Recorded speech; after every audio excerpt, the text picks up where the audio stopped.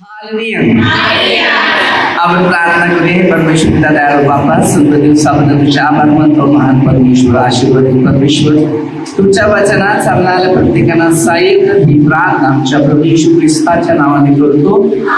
Hallelujah, hallelujah, hallelujah, hallelujah, hallelujah. तर प्रेषणांच्या कृत्यामध्ये आपण जेव्हा बघतो की दुसरा अध्याय पवित्र आत्मा कसा आला, ते काय करायला बसले असताना पवित्र आत्मा. आपण कधी कधी काही लोक सांगतो की पवित्र आत्म्याचा आपण बाप्तिस्मा घ्यायचा आहे, पण पवित्र आत्मा बाप्तिस्मा घेण्याच्या योगी पहिल्यांदा माणसाची गणन करावं. पवित्र आत्मा म्हणजे कोणता असतो की त्याच्यात कोणता स्वार्थ नाही, ते पहिलं बनावं लागतं. कोणी काय बोलणं तर शांत राहावं लागतं. कोणी भांडण करू दे, त्याला देव करू. हे शब्द देवावर, सगळ्या गोष्टी देवावर समर्पण करावं. कारण त्यावेळेला लोक तुम्हाला सताविगिरी करतात, मग तुम्ही काय करणार? हालेलुया. प्रभू येशूने कोणाचंच वाईट केलं बरोबर, आणि त्याला सतावलं की नाही?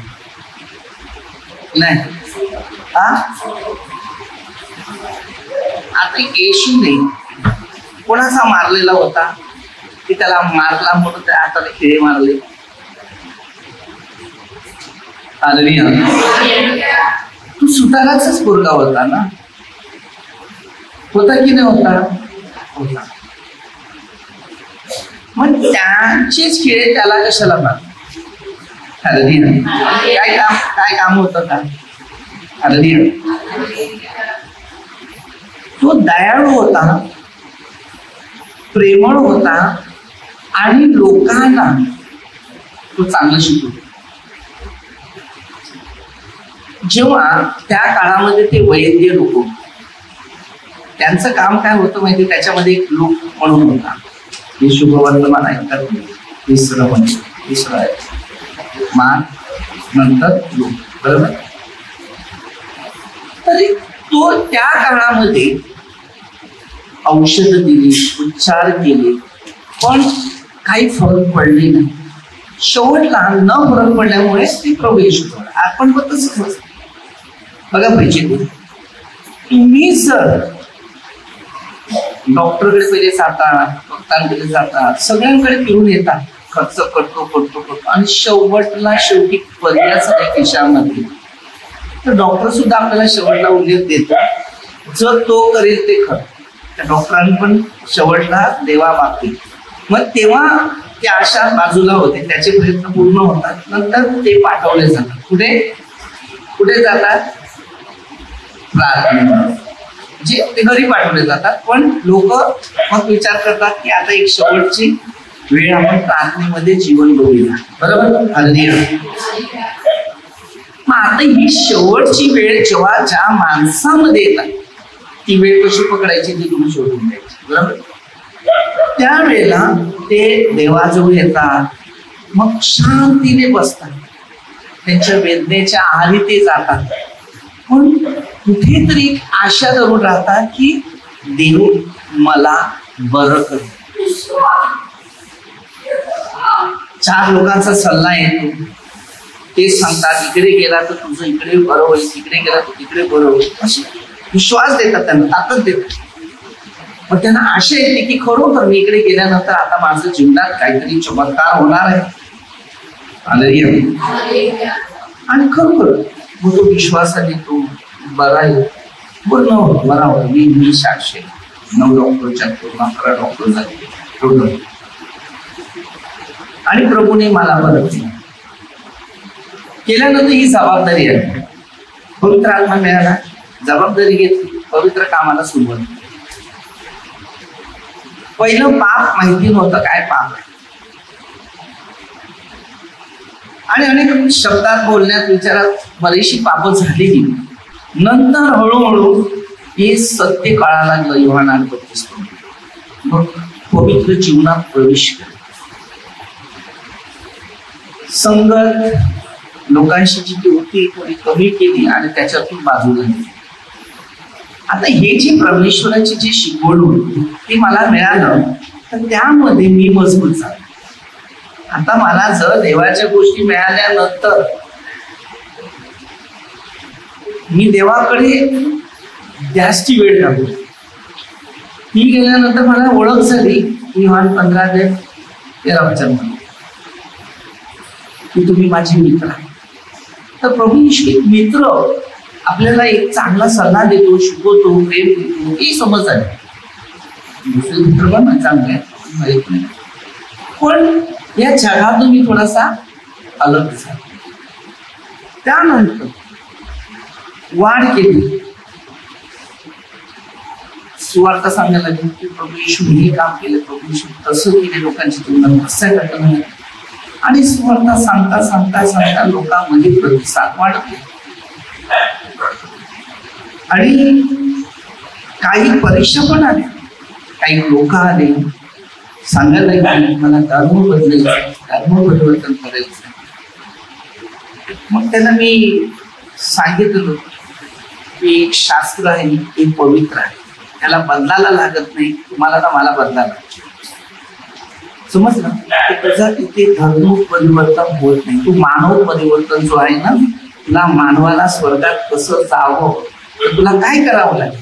हर एक मानवामध्ये तेच गुण असतात आणि हे गुण शिकण्यासाठी ह्याच्यामध्ये हे सर्व काही लिखाण केलं. आणि मी ह्याच्यावर खूप विश्वास ठेवला आणि जसा मी विश्वास ठेवला त्याच्यामध्ये माझी परिवर्तन झाली. तर पूर्वी मी बरं सगळ्यामध्ये फिरत होता, सगळ्या देवांमध्ये वळायचा. परमेश्वराने देवपुत्र पाठवले पृथ्वीवर आणि बरं आपण मूर्त्या ठेवल्या आणि मूर्तीकडे वळायला लागलो. पण त्या मूर्तीने आपली प्रगती नाही झाली. ज्या मूर्ती जशा बनवलेली ते देवपुत्र आले तुमच्या माझ्या सारखे येऊन एक बाणाप्रमाणे, आणि त्याच्यामध्ये तो गुण होता किंवा त्याला मान सन्मान केलं, त्याचे फोटो ठेवण्यात आले किंवा त्याच्या मूर्त्या बनवल्या जात होत्या की ही व्यक्ती एक महान येऊन गेली इकडे, तर त्याचा आदर्श म्हणून. तर ते पाहून आपल्याला वागायचं, त्याची आराधना नाही करायची, ते तुम्ही मूर्तीला जात. त्यांच्या मूर्तीप्रमाणे आपण चालणं वागलं. तर बरं मध्ये 4:19-20 मला पेत्राची गुण भेटले. कोणाचे? हा, पेत्र. आता पेत्राची सावली जी पडायची त्याच्याने लोक बरे व्हायचे, हे मला गिफ्ट मिळालं. तर मग ते 4:19-20 ते मला मिळालं की मी ते वाचलं आणि त्यात अनुभव आले की तू पुढे माणसं धरणार नव्हते, तुम्ही तर पापी आहे. तर लूकमध्ये 5 अध्यायामध्ये पेत्राने जेव्हा रात्रभर कष्ट केले त्याला मासली काय भेटली नाही, त्यांनी प्रभूच्या सांगण्याने तो मासली पकडायला गेला. थोडस खोल हाकत गेला, त्याने हाकललं, झाड टाकलं, पाक मारला, सापडलं, घेऊन आला, घेऊन गेला. पण तो विकायला नाही गेला. त्याने बघितलं देवाजवळ एवढं मिळते ते मी आता इकडून घेऊन परत बाजारात जाय, त्याला बर्फ मारा, एवढी काम आहे. हालेलुया. तर त्या घटना ज्या होत्या ना, ती त्यांनी तसं डिसिजन आणलं. हालेलुया. त्यानंतर हळूहळू हे प्रश्न सुटले गेले. कुठले? ते गिफ्ट मिळालं. पेत्राने सांगितलं की मला आता ना समजलं, हे कवीला जायची गरज नाही, मला आता हेच तुझं काम करायचं. हळूहळू जबाबदारी दिली, त्याने हळूहळू जबाबदारीचं काम केलं, कार्य करायला सुरुवात केली आणि त्याला आज या खडकावर मंडळी रचण्याचा अधिकार दिला. म्हणजे मध्ये 16:18 पुढे. तर या ख्रिस्ताची सुवार्ता त्यांनी प्रचारित केली. आता जर ही ख्रिस्ताची सुवार्ता जर हे प्रचारित केलेली आहे, त्या माणसाला मान मिळाला, मी केलं, आम्हाला मान मिळेल, तुम्ही केलं. आपल्या सगळ्यामध्ये देव आहे. मग त्या माणसाला काही काळाने सांगतो की चुकून तुमच्या अंगाला पाय लागला तर तुम्ही काय करता? हात जोडून नमन करतात ना. राग आला तर हे शेंटीला मानव फुटबॉल खेळायला सुरुवात करतात. 2 गोष्टी लक्षात ठेवायच्या असतात. हा माणूसच आहे की नाही, तर या माणसाला शिकवले. सकाळी मी उठून जेव्हा प्रार्थना करत होता ना, तर काही देवाने मला माणसाची इतिहास दाखवले. जे सृष्टी निर्माण झाली तर पहिला माणूस कसा होता ना, आताचा माणूस कसा आहे, तर 99% माणूस पापी आहे. 2च पुरुष असे होते की ते पवित्र होते. एक मातीपासून बनवलेला आदाम, त्याला आत्मा दिला, तो पवित्र झाला. नंतर स्त्री गेली, मग नंतर तो पापात पडला. त्याच्यानंतर दुसरा पुरुषाला तो पवित्र आत्म्याने आला, कोणत्या सहवास नव्हता.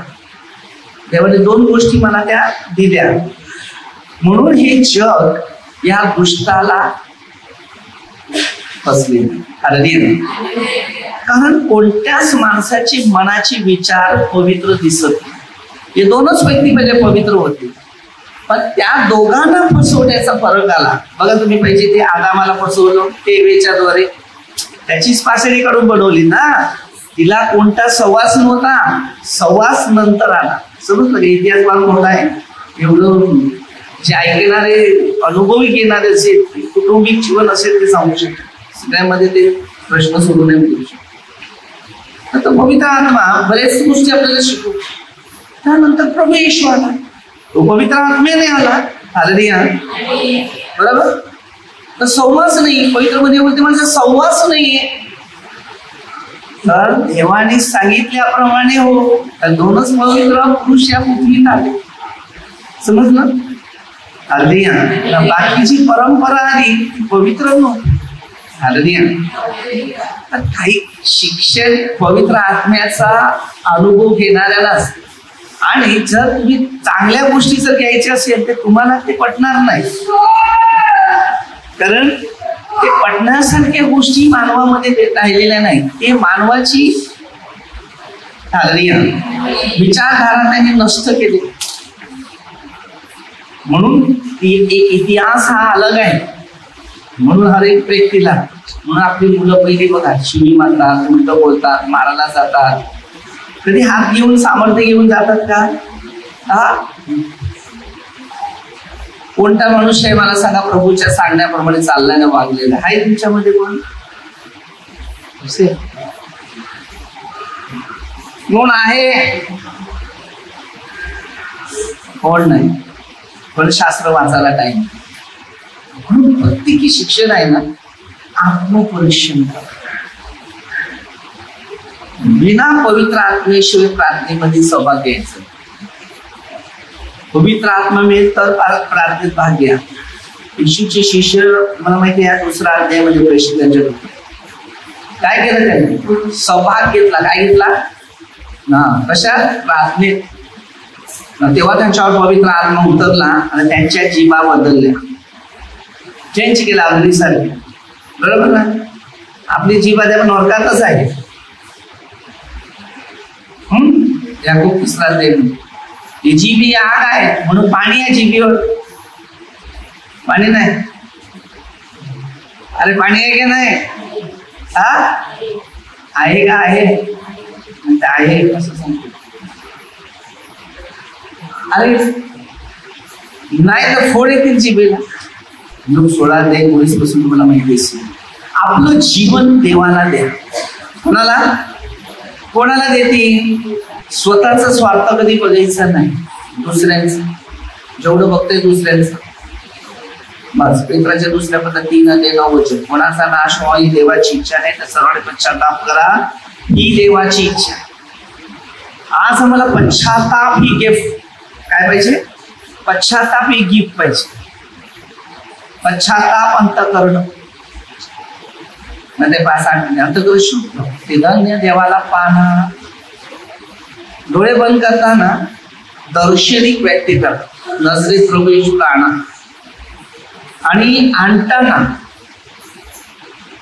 प्रभू कसा दिसते ते काटेरी रूपात दिसते, रक्तममकच आहे, माझे किती पाप आहेत ते मला चॉईस करायचे. आणि जर प्रभू आहे, एक सुंदर रीतीने सफेद कपड्यामध्ये आहे, दाढी आहे, स्माईल करते आहे, तर आम्हाला पण दिसायला, मग तुमच्या अंगाला आपोआप शार येते.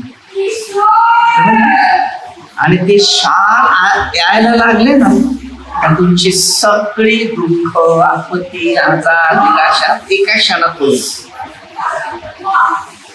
आणि उत्साह वाटेल. इकडून मनातून उत्साह आहे ना, वरून नाही. नाही काही लोक असतात,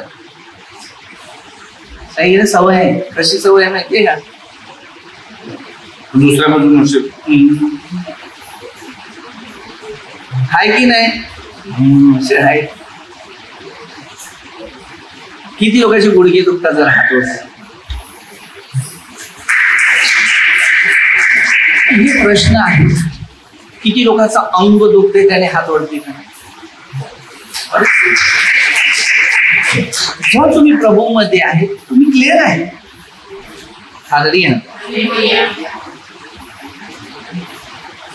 जर प्रभू मध्ये नसते तर तुम्ही क्लिअर नाही. बरोबर? कोणाचं इकडे माऊस वाढले, माऊस. तर आपल्याला हर एक गोष्टी शिकायचं आहे की जेव्हा प्रभू मध्ये आहे तर आत्म्याद्वारे आहे, बस. बाकी काही बोलायचं. जेवढा वेळ तुम्ही प्रभूला देतील ना तेवढं शांत. आणि दुसरं हे काम, माणसात प्रीती. ज्या माणसात प्रीती निर्माण होते ना, कधी पण लक्षात ठेवा, कधीही कोणा विरुद्ध व्हायचं, प्रीती करायचं. आणि हर एक मनुष्य प्रेमाने माणसाला जीवन आणि समाधान देतो. आणि जर आपल्यामध्ये जर प्रेम आहे तर तुमच्यामध्ये एक शांती पण येते, आशीर्वाद पण येऊ शकतात. लोक माणसाला जास्त ओळख कधी करतात नाही का? प्रीती. ज्याचा स्वभाव, दया, प्रेम, शांती हे ज्या माणसात त्यांना जास्त डिमांड देतात. ज्या माणसामध्ये नफरत, विषेवा जे असतात त्यांना डिमांड कमी असते, कारण नाव तिथे खराब असते. म्हणून आपल्या प्रत्येकामध्ये एक पवित्र आत्मा जो आहे तो पहिला जोडून ठेवायचा. आणि देवाने मला काही काम दिलं किंवा जबाबदारी दिली, प्रचाराची, सुवार्थाची, काही करू, ते देवाचं आहे, तुझं माझं नाही. म्हणून प्रत्येक गोष्टी माझ्या स्वर्गीय बाबा तुम्हाला शिकवले काय प्रार्थना? आमच्या तुझे नाव, तुझे राज्य. पण कोणाकडे येऊ? तुम्ही जेवले, पैसे दिले फुकट, मग तो देव केवढा प्रेम आहे, कधी धन्यवाद दिला? अरे किती लोक आहेत त्यांना रोजची भाकर नाही मिळत आणि परमेश्वर आपल्याला विना मागवली मध्ये साथ.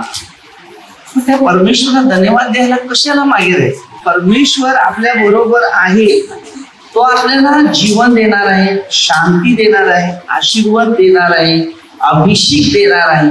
तो अशासाठी आहे की आम्ही देवाशी एक असावं. पवित्र जो आत्मा जतपर्यंत आम्हाला सापडत नाही ना तत्पर्यंत आम्हाला इकडे बसून राहावं.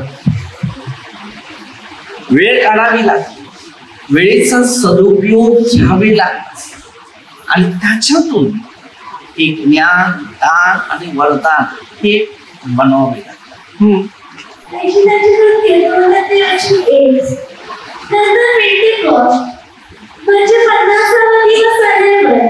नंतर 50वा दिवस ते सगळे एकत्र जमले असता अकस्मात मोठ्या वाऱ्याचा, अरे सुसाट्यासारखा आकाशातून नाद झाला. ज्या घरात बसलेले होते काय, आता तुम्ही आपल्या गरजाच्या इच्छेनुसार आल्या, बरोबर? कोणसाठी पाय दुखतात, कोणता अंग दुखते, डोकं दुखते, पाय काय काय आशा घेऊन येते. कोणती खुशी दुखते, मला इकडे कळते नाही काय काय करते. कोणाच्या डाव्यावर तिच्या खुशी दुखते, जरा आपत्ती करा. हे असं आहे की प्रत्येकामध्ये जे दोन हात दुखतात जरा हात वरती हे असं आहे की ती प्रत्येक गोष्ट जी आहे ते तुम्हाला समजायचं आम्हाला इथे सगळं समजतं पण तुम्ही माझी परीक्षा घ्यायला आले नव्हे तर काय नाही समजणार पण समजेल पण तुम्हाला बोलणार नाही असं पण आहे कारण ते सांगू नाही शकत जे विश्वासी लोक आहेत ना त्यांना कळेल पण देव तो मात्र मला माहिती आहे की तुमचं जीवन परिवर्तन केल्याशिवाय सोडणार नाही कारण तुमच्यासाठी प्रार्थना करणं गरजेचं आहे कारण का तुम्ही परीक्षा कारण मी इतकी वर्षी कार्य केलं ना खूप समस्या आहे दमगी मारायचे चांगलं आहे आरोग्य असं दे त्या ठिकाणी सांगितलं चांगलं आहे पण आजपर्यंत कोणाशी मी नफरत नाही केलं कोणी माझ्याशी तेवढं वागलं नाही त्यांच्याशी चांगलं वागायला नंतर ते सुधारते आपल्याजवळ काय आहे मला सांगा प्रेमाशिवाय एक वस्तूने टिकू शकत जर तुम्हाला देवाबरोबर राहायचं असेल तर पहिलं आत्म्याबरोबर राहा आणि जर आत्मा तुझा क्लिअर असेल तर तू देवाबरोबर आहे